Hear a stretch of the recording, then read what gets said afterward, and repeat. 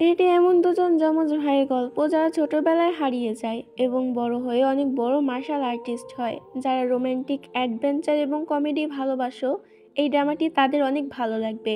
তোমরা অনেকেই চেন জি ওয়ানের ড্রামা এক্সপ্লেন করতে বলেছো, তাই অনেক রিস্ক থাকা সত্ত্বেও স্পেশালি তোমাদের জন্য ড্রামাটি নিয়ে চলে এসেছি। তাই প্লিজ চ্যানেলটিকে সাবস্ক্রাইব করে পাশে থাকা বেল আইকনটি অন করে দিবে।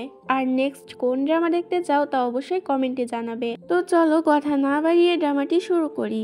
ড্রামার শুরুতে দেখানো হয় মার্শাল ওয়ার্ল্ডের গ্রেট হিরো জিয়াং ফেংকে। সে তার ওয়াইফকে নিয়ে তার ভাইয়ের সাথে দেখা করতে যাচ্ছিল। তখনই সেখানে কিছু লোক আক্রমণ করে দেয়। সে যখন তাদের সাথে লড়াই করছিল তখন একজন লোক ইউনির উপর আক্রমণ করে। সে ইউহা প্যালেসের টেকনিক ব্যবহার করে তাদেরকে হারিয়ে দেয়। তখন লোকগুলো ইউহা প্যালেসের টেকনিক চিনে ফেলে আর সেখান থেকে পালিয়ে যায়। তখন ইউনির পেটে অনেকটা ব্যথা শুরু হয় আর সে যমজ বাচ্চার জন্ম দেয়। একটি বাচ্চা তার মতো দেখতে হলেও অন্যটি হয় তার বাবার মতো। তারপর তারা আবারও তার ভাইয়ের সঙ্গে দেখা করার জন্য যেতে শুরু করে। অন্যদিকে তার ভাই ইয়ানকে দেখানো হয়, যে ছিল ওয়ার্ল্ডের বেস্ট তলোয়ারবাজ। সে তার পুরনো জংধরা তলোয়ার দ্বারা যে কোনো তলোয়ারকেই ভেঙে ফেলতে পারে। সে যখন তার ভাইয়ের সাথে দেখা করার জন্য যাচ্ছিল তখন সেখানে চলে আসে আর জানায় তার ভাই তার সাথে সেন টেম্পলে দেখা করবে। তখন সে সেখানে গিয়ে তাদের জন্য অপেক্ষা করে, কিন্তু এইদিকে তাদের উপর আবারও অ্যাটাক করা হয়, কারণ তারা জানতে পেরেছিল ইউনি ইউনহা প্যালেসের একজন দাসী। তারা একে অপরকে ভালোবেসে বিয়ে করেছে, কিন্তু ইউনহা প্যালেসে কেউ এটা মেনে নেয়নি, যার কারণে তারা দুজন পালিয়ে যাচ্ছে। লড়াইয়ের এক পর্যায়ে সেখানে ইউনহা প্যালেসের দ্বিতীয় মাস্টার চলে আসে এবং সে তাদেরকে বাঁচিয়ে নেয়। তার বোনের সাথে বিয়ে হওয়ার কথা ছিল জিয়ান ফেং এর, কিন্তু তার বোনকে তারা ঠকিয়েছে, তাই সে তাদের উপরে রেগেছিল। তখনই সেখানে তার বোন অর্থাৎ ইউনহা প্যালেসের প্রথম মাস্টার চলে আসে। ইউনি তার কাছে ক্ষমা চায় আর নিজেই আত্মহত্যা করে। তখন জিয়াং ফেং তার বাচ্চাদের খেয়াল রাখতে বলে সে নিজেও আত্মহত্যা করে নেয়। এদিকে ইয়ান বুঝতে পারে কেউ প্ল্যান করে তাকে তার ভাইয়ের থেকে আলাদা করেছে, তাই সে যখন সেখানে যায় ততক্ষণে অনেক দেরি হয়ে গেছিল। সে তাদেরকে ওখানে না পেলেও তাদের একটি ছেলেকে পায়। সে গিয়ে সেই গ্যাংয়ের লোকেদের উপর আক্রমণ করে। তখন সে জানতে পারে এইসব প্ল্যান জিয়ান কিনেছিল। সে এখনো শয়তানের ঘাঁটিতে লুকিয়ে আছে।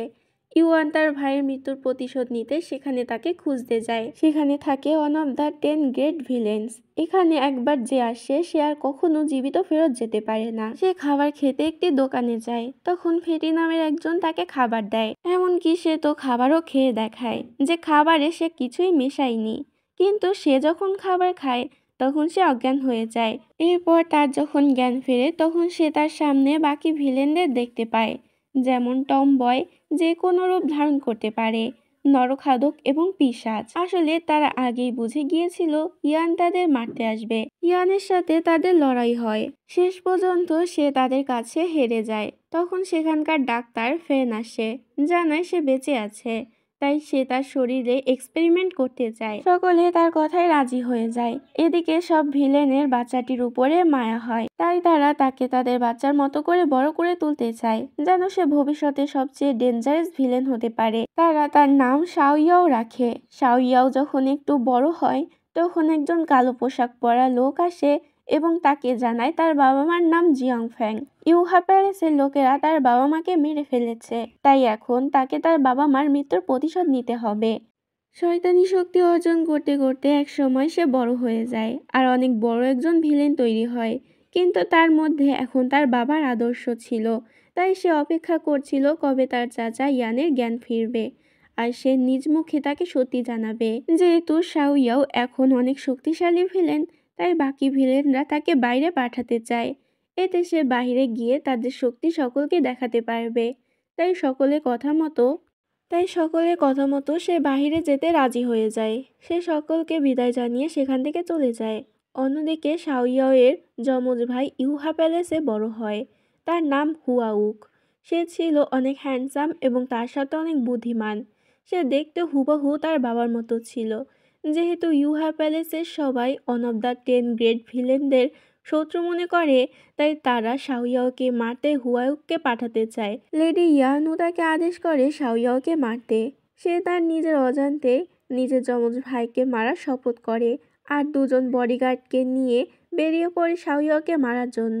সে সেখানে পৌঁছে যায়, তবে সকলকে জিজ্ঞেস করার পরও সে শাওয়াওকে খুঁজে পায় না। অনেকটা রাস্তা আসার ফলে সে অনেকটা ক্লান্ত হয়ে পড়ে, তাই বিশ্রাম নিতে সে ঘুমিয়ে যায়।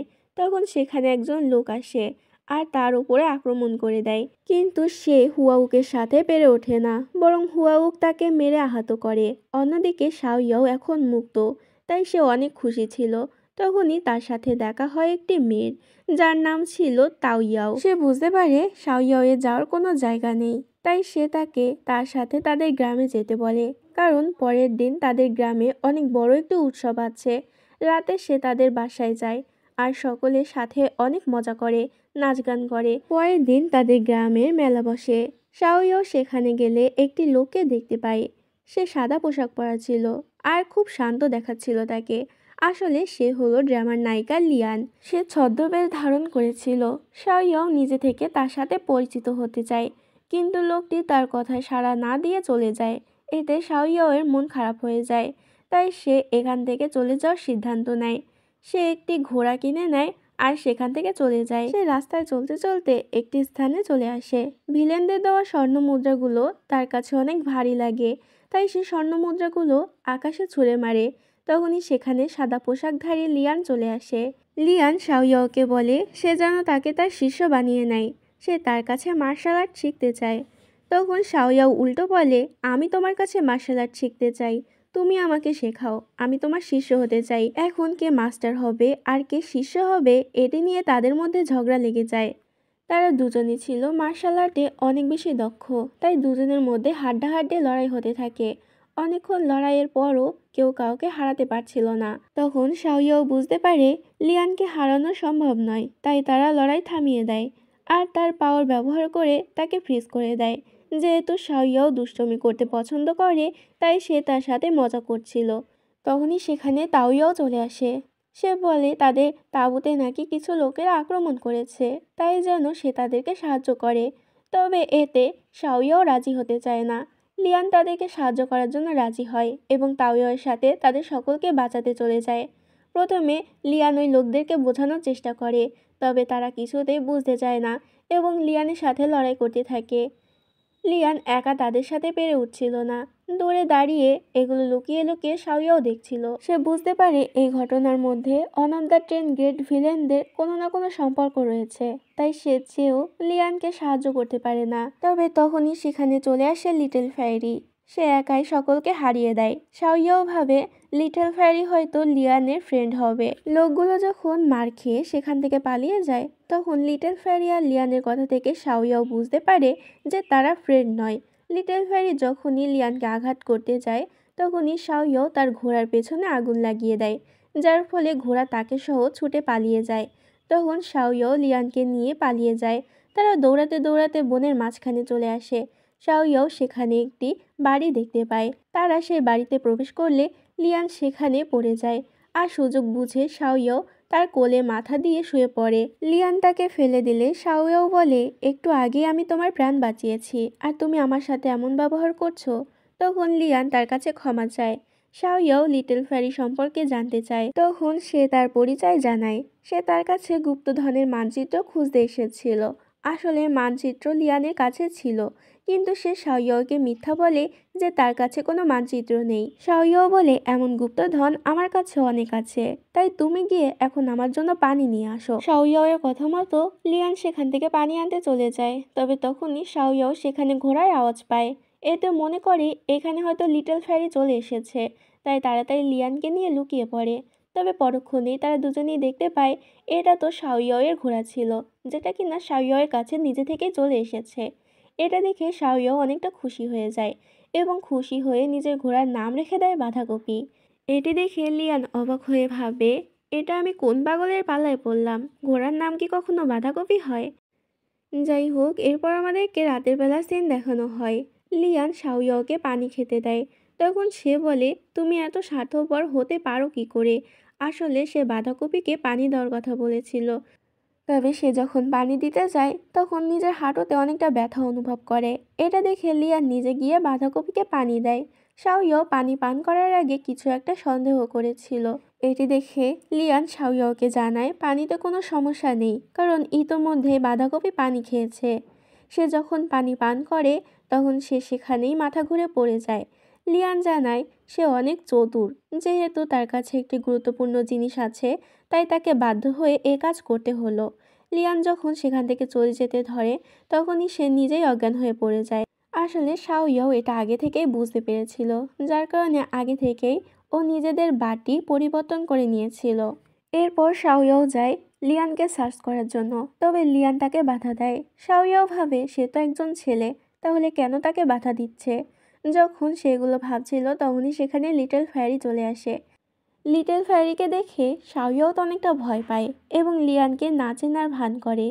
লিটল ফ্যারিকে সম্মান না দেওয়ার কারণে লিটল ফ্যারি রেগে শাওয়াওকে একটি থাপ্পড় মেরে দেয়। শাওয়াও লিটল ফ্যারিকে সুন্দরী বলে পটানোর চেষ্টা করে, তবে লিটল ফ্যারি উল্টো তাকে আবারও একটি থাপ্পড় মেরে দেয়। তখন সে তাকে মিথ্যা বলে। সে জানায় সে এখানে ব্যবসা করতে এসেছে। রাস্তায় পানির পিপাসা পাওয়ায় সে এখানে পানি খেতে এসেছিল এবং দেখতে পায় এই লোকটি এখানে শুয়ে রয়েছে। লিটল ফ্যারি লিয়ানের কাছে কিছু খুঁজতে শুরু করেছিল। শাওয়াও তখন কৌশলে লিটল ফ্যারিকে আঘাত করে, যার কারণে লিটল ফ্যারি নিজের জায়গা থেকে আর নড়তে পারছিল না। যেহেতু লিটল ফ্যারি তাকে আগে থাপ্পড় মেরেছিল, যার কারণে সেও তাকে আঘাত করতে যায়। তবে লিটল ফ্যারি যেহেতু একজন মেয়ে ছিল তাই শাওয়াও তাকে থাপ্পড়ের বদলে কিস করে বসে, যেটাতে লিটল ফ্যারি অনেকটা রেগে যায়। তবে এতে শাওয়াও খুব একটা পাত্তা না দিয়ে লিয়ানকে নিয়ে সেখান থেকে পালিয়ে যায়। পরের দিন সকালবেলা যখন লিয়ানের ঘুম ভাঙে তখন সে শাওয়াওকে থাপ্পড় মারে কাল রাতে তাকে অজ্ঞান করে দেওয়ার জন্য। সে জানতে চায় সে রাতে তার সাথে কি করেছে। শাওয়াও জানায় আমি তো রাতের বেলা তোমার মাথা থেকে পা পর্যন্ত সার্চ করেছি। তুমি আগে কেন বলোনি যে তুমি একজন মেয়ে, তাহলে তো আমি এমনটা করতাম না। এটা শুনে লিয়ান তো কান্না করতে শুরু করে।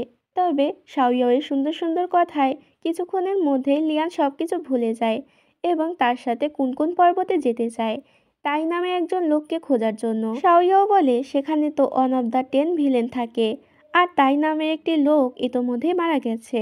এটা শুনে লিয়ান অনেক কষ্ট পায়। অন্যদিকে হুয়াউকে দেখানো হয়, তার সাথে একটি লোকের পরিচয় হয় যার নাম সান ইয়াং। সে তাকে জিং জিউং কোথায় আছে তা জানায়। এদিকে শাওয়াও লিয়ানকে জানায় সে তার সম্পর্কে সবকিছু জানে। আসলে তার নাম লিয়ন নয় বরং জিলান এবং তার বাবা তাই। সে যেহেতু একজন মেয়ে তাই তাদের একসাথে ভ্রমণ করা একেবারেই ঠিক নয়, তাই সে তাকে বাঁধাকপিকে দিয়ে সেখান থেকে চলে যেতে চায়। লিয়ান তাকে নিতে আপত্তি জানালে সে বাঁধাকপিকে জোর করে দিয়ে সেখান থেকে চলে যায়। একটু যেতে অনেক বেশি বৃষ্টি শুরু হয়। সে ফেরত এলে দেখতে পায় লিয়ান এখনও সেখানে বসে কান্না করছে। তখন সে তাকে নিয়ে নিরাপদে একটি আশ্রয়ে চলে যায়। এদিকে কিং জিলিং এসে হুয়াউকে বিভিন্ন প্রশ্ন করতে থাকে। সে জানায় ইউহা প্যালেস থেকে আদেশ আছে জিং জিওয়াংকে মেরে ফেলার, অর্থাৎ শাওয়াওকে মেরে ফেলার। তার আসল নাম জিং জিওয়াং। তাই সে যেন এত প্রশ্ন না করে। সে তাদেরকে একটি স্থানে নিয়ে যায়। তারা একটি বাংলোতে এসে রক্ষীদের সেখানে পাহারা দিতে বলে তারা দুজন ভিতরে প্রবেশ করে। সেখানে প্রবেশ করতেই কেউ তাদের উপরে অ্যাটাক করে। কিছু লোক বাহিরে বেরিয়ে আসে আর দেখা যায় জিং জিলিং তাদের সাথে বেইমানি করেছে। এই সব তার লোক ছিল। তারা হুয়াউকের সাথে পেরে ওঠে না। তখন সে জানায় ইউহা প্যালেসের লোকেরা বিনা কারণে নিরীহ মানুষদের মেরে ফেলে, তাই সে তাকে মেরে প্রতিশোধ নেবে। এটি বলে সে সেখান থেকে চলে যায়। অন্যদিকে লিয়ানের জ্ঞান ফিরলে সে তার সামনে শাওয়াওকে দেখতে পায়। সে 3 দিন অজ্ঞান হয়েছিল। সে দেখতে পায় তার জামাকাপড়কেও বদলে দিয়েছে। সে ভাবে এটি শাওয়াও করেছে, তাই বেচারি লজ্জায় পড়ে যায়। আসলে সেখানে একজন দাসী ছিল, সে তাকে সাহায্য করেছিল। শাওয়াও তাকে ওষুধ খেতে দেয়। পরের দিন সকালে উঠে লিয়ান দেখতে পায় তার জুতো নেই। সে শাওয়াওকে জিজ্ঞাসা করে তার জুতো কোথায়, কারণ সে জুতোগুলোর মধ্যে মানচিত্রটি লুকিয়ে রেখেছিল।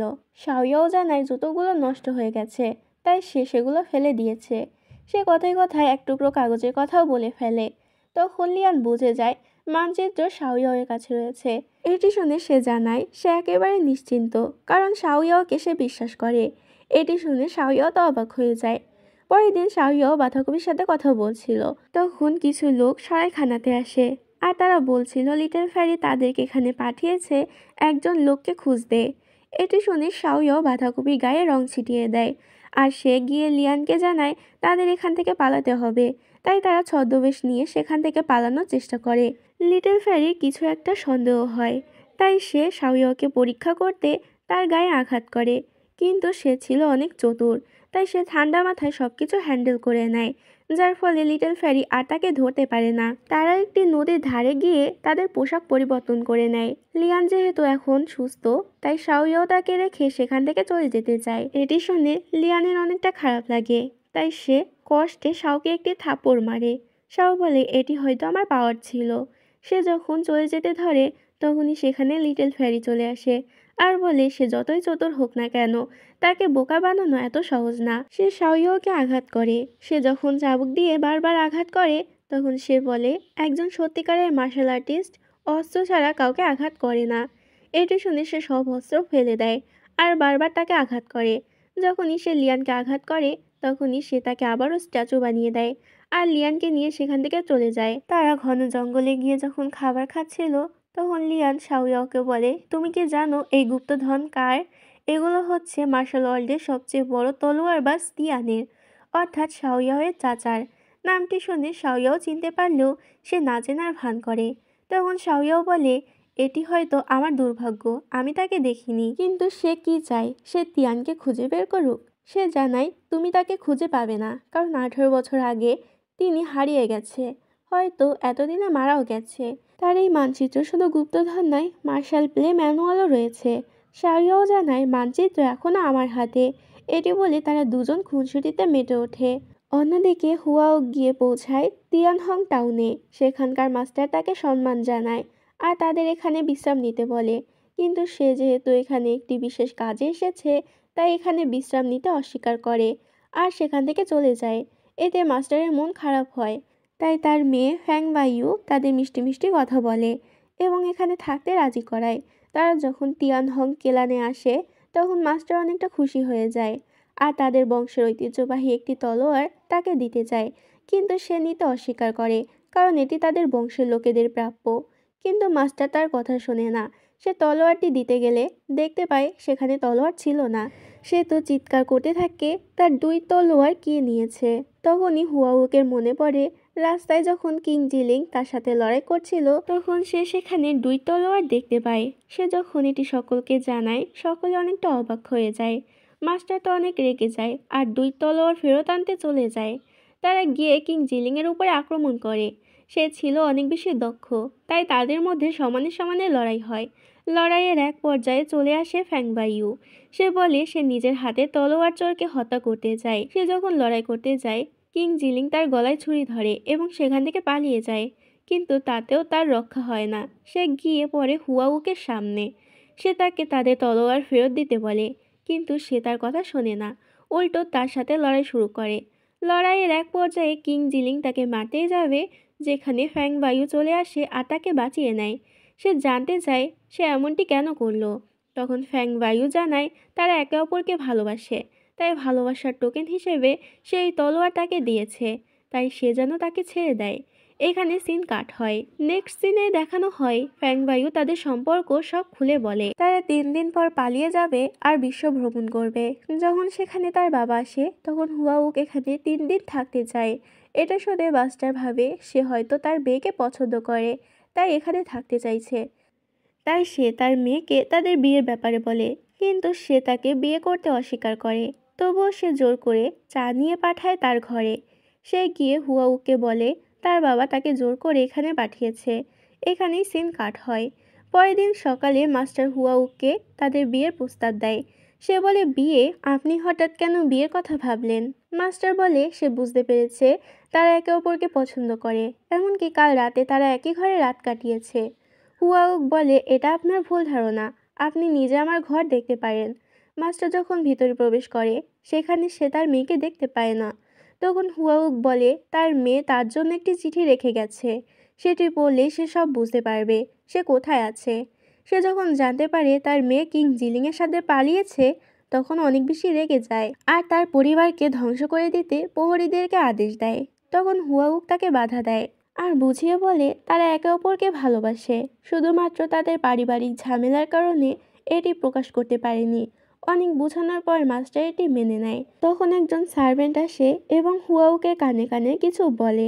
সকলে জানতে পারে কিং জিলিং এর বাবা ফ্যাং বায়ুকে বন্দি করেছে, এমনকি সে তার নিজের ছেলেকেও বন্দি করেছে।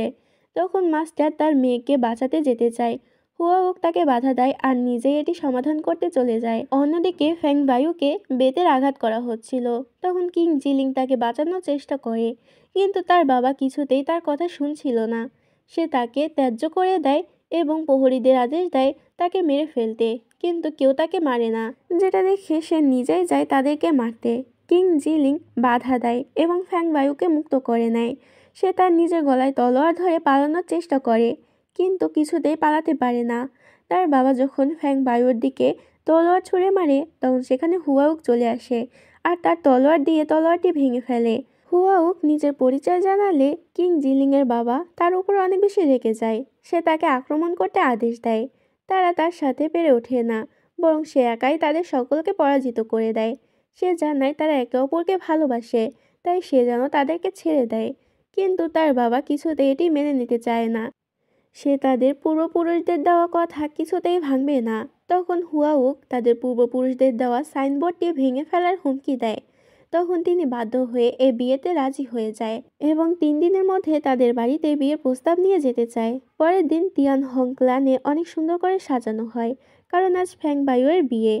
তাকে বিয়ের পোশাকে অনেক সুন্দর লাগছিল। তখনই একজন প্রহরী এসে জানায় তার জামাতা কিং জিলিং এসে গিয়েছে। সে প্রথমে তাদের তলোয়ারটি ফেরত দিতে চায়। যখন তলোয়ারটি নিয়ে সে তার কাছে যায়, তখনই তিনি হুয়াউককে তলোয়ারটি নেওয়ার জন্য অনুরোধ করে। সে তার কথা ফেলতে পারে না, তাই সে তলোয়ারটি নিতে রাজি হয়ে যায়। তবে হুয়াউক যখন তলোয়ার চেক করতে যায়, তখন বুঝতে পারে তলোয়ারের সাথে কিছু বিষাক্ত পাউডার মিশিয়ে দেওয়া হয়েছে। এটা দ্বারা সকলে দুর্বল হয়ে পড়বে আর তাদেরকে খুব সহজে হত্যা করা যাবে। এসব দেখে মাস্টার তাকে আঘাত করার চেষ্টা করে, কিন্তু বিষের কারণে আঘাত করতে পারে না। কিছুক্ষণ পর তার বাবা তাদের সৈন্য নিয়ে সেখানে চলে আসে আর সকলকে আঘাত করে। সে যখন ফ্যাং বায়ুর বাবাকে হত্যা করতে যাবে, তখনই হুয়াউক জানায় সে যেন আগে তার সাথে লড়াই করে। তখন সে তাকে আক্রমণ করতে গেলে হুয়াউক তাকে আঘাত করে। সে বুঝতে পারছিল না এত তাড়াতাড়ি সে কি করে বিষ থেকে মুক্ত হতে পারল। সে হুয়াউকের উপরে অ্যাটাক করে, কিন্তু হুয়াউক সকলকে একাই হারিয়ে দেয় আর প্রতিশোধক বের করে সবাইকে বিষমুক্ত করে। কিং জিলিং এর বাবা খানিক খুনের জন্য বিয়েতে রাজি হলেও সে নিজেকে অনেক বেশি ধার্মিক মনে করত এবং নিজ হাতে তার পূর্বপুরুষদের বোর্ডটি ভেঙে ফেলে আর জানায় সে মরে যাবে, তবুও এ বিয়ে মেনে নেবে না। এটি বলে সে আত্মহত্যা করে। কিং জিলিং তার বাবার মৃত্যুতে অনেক কষ্ট পায়, ফলে সে নিজেও আত্মহত্যা করে। ফ্যাং বায়ু বুঝতে পারছিল না তার কি করা উচিত, তার জন্য তাদের মরতে হলো, তাই সে নিজেও আত্মহত্যা করে। সেখানে দাঁড়িয়ে থাকা হুয়াউক তাদের মৃত্যুতে অনেক কষ্ট পায়। সে তাদের সমাধি দেয় আর তাদের পরবর্তী জীবনের জন্য দোয়া করে। তারপর সে তার নিজের কাজে ফেরত যায়। অন্যদিকে শাও ইয়াও লিয়ানকে সাথে নিয়ে একটি সরাইখানাতে আসে খাবার খেতে।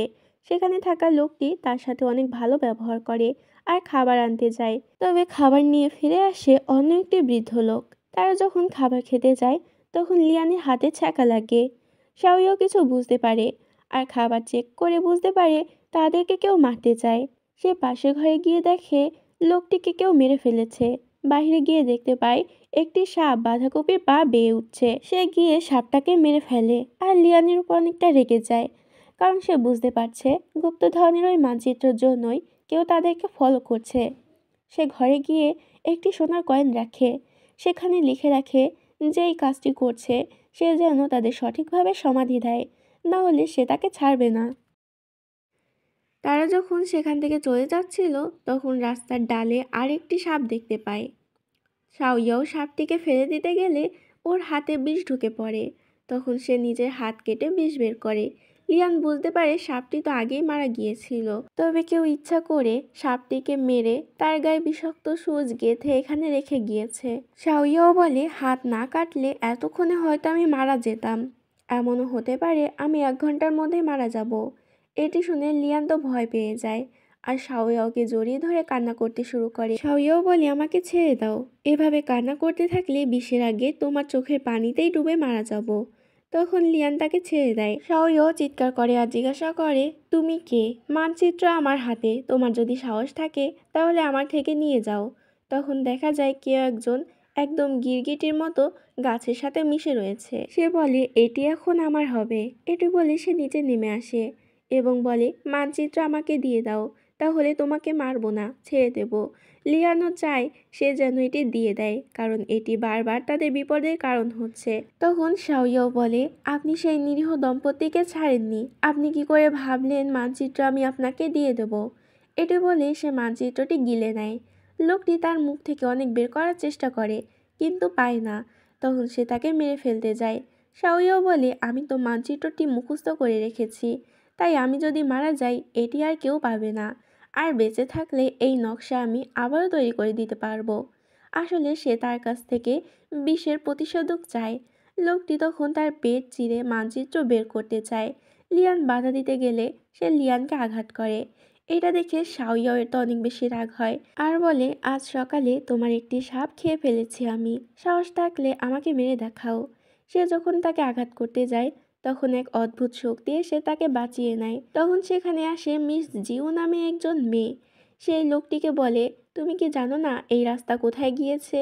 তুমি সব জেনো কি করে বোকার মতো এমন কাজ করতে পারো? তখন লোকটি ভয় পেয়ে যায় আর সেখান থেকে পালিয়ে যায়। লিয়ান জিওর কাছে প্রতিশোধক চায়, তবে সে দিতে রাজি হয় না। শাওয়াও জানায় সে যেন কারো কাছে তার জন্য অনুরোধ না করে, কারণ এই বিশ্বের প্রতিশোধক নাকি কারো কাছেই নেই। সে চলে যেতে হলে সে রেগে তাকে থামতে বলে এবং তাদের সাথে করে মুরাং প্যালেসে নিয়ে যায় এবং শাওয়াওকে বিষের প্রতিশোধক দেয়। তবে শাওয়াও তার প্রশংসা করার বদলে তাকে রাগাতে থাকে। এতে সে রেগে বলে, তুমি এক্ষুনি এখান থেকে চলে যাও, নাহলে তোমাকে মেরে ফেলবো। শাওয়াও বলে, হ্যাঁ চলেই যাব, এখানে তোমাকে বিয়ে করার জন্য তো আসিনি। তখনই সেখানে লিটল ফ্যারি চলে আসে। লিটল ফ্যারিকে দেখে প্রথমে শাওয়াও ভয় পেলেও পরে তার সামনে আসে।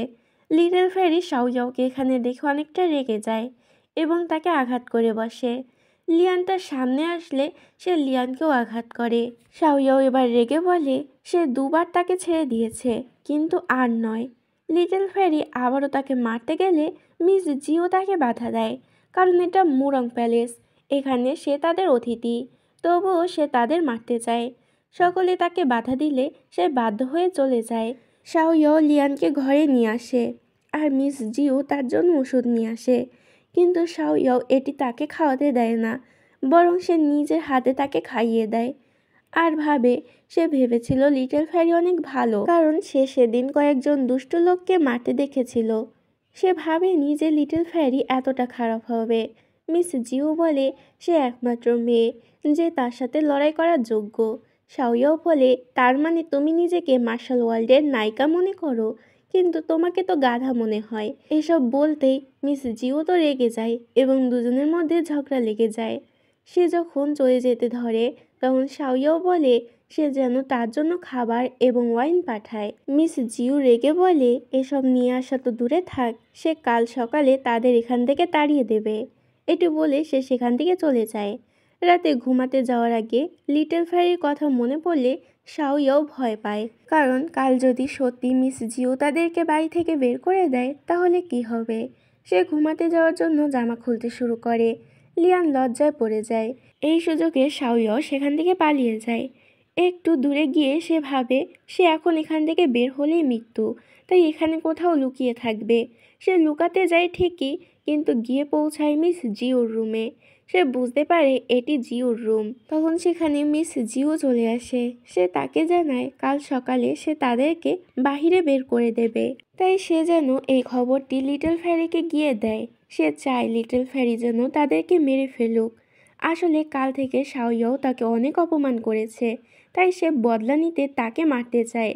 সে সেখান থেকে চলে যায়, কিন্তু শাওয়াও এইসব কিছু লুকিয়ে শুনে ফেলেছিল।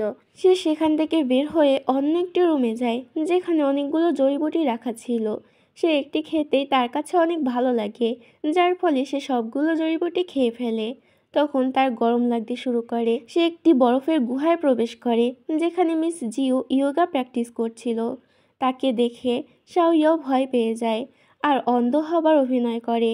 সেখানে থাকা কিছু নথিপত্র দেখে তার মনে হয় এতে মিস জিওর বিপদ হতে পারে, তাই সে সবগুলো নথিপত্র গিয়ে পুড়িয়ে ফেলে। তখনও তার গরম লাগা কমছিল না, তাই সে এবার বাহিরে চলে যায় কিন্তু এতেও তার বিপদ শেষ হয় না। সে গিয়ে লিটল ফ্যারির হাতে পড়ে। সে তাকে ইচ্ছামতো ধোলাই করে। তখন সেখানে চলে আসে মিস জিও। মিস জিও এবার এমনিতেও তার উপরে অনেকটা রেগেছিল, তাই সে শাওয়াওকে মারতে চায়। লিটল ফ্যারি তাকে বাধা দেয়। তাদের মধ্যে এটা নিয়ে ঝগড়া হতে থাকে যে কে শাওয়াওকে মারবে। তারা যখন লড়াই করছিল এই ফাঁকে সেখান থেকে শাওয়াও ভেগে যায়। লিটল ফ্যারি জানতে চায় এতক্ষণ তো সে তাকে বাঁচিয়েছে, কিন্তু এখন এমন কি হলো যে সে তাকে মারতে চায়। মিস জিও জানায় শাওয়াও তার সকল জড়িবুটি খেয়ে নিয়েছে। সেগুলো অনেক দুর্লভ জড়িবুটি ছিল। এখনও যদি সে কোনোভাবে ঠান্ডা কোনো স্থানে ইয়োগা প্র্যাকটিস করে তাহলে সে অনেক শক্তিশালী হয়ে যাবে। তখন তারা দুজন তাকে খুঁজতে শুরু করে। এদিকে শাওয়াও গরম সহ্য করতে না পেরে সেই বরফের গুহায় চলে যায়। সে সেখানে বরফ খেতে শুরু করে আর পুরো শরীরে বরফ মেখে নেয়। পরের দিন লিটল ফ্যারি আর মিস জিও লিয়ানকে ধরে নিয়ে যাচ্ছিল। তখন তাদের সাথে দেখা হয় হুয়াউকের। সে জানতে চায় তারা কেন মেয়েটিকে এভাবে বেঁধে নিয়ে যাচ্ছে। তারা তাকে জানায় এই মেয়েটি একটি চোর, তাই সে যেন তাদের কাজে নাক না গলায়।